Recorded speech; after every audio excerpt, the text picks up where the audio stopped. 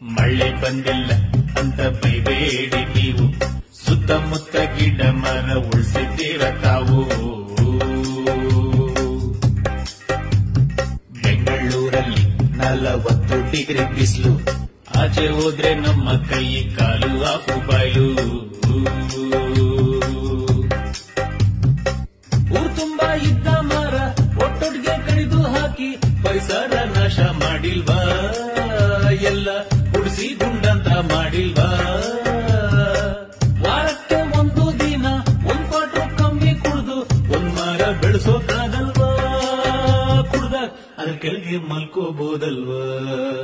ನಾವು ಮರ ಬೆಳೆಸಬೇಕು, ಪರಿಸರ ಉಳಿಸಬೇಕು, ಸೆಕೆ ತಡೆಯೋಕಾಗ್ತಾ ಇಲ್ಲ, ಆಗ್ತಾ ಇಲ್ಲ ಇಲ್ಲ ಇಲ್ಲ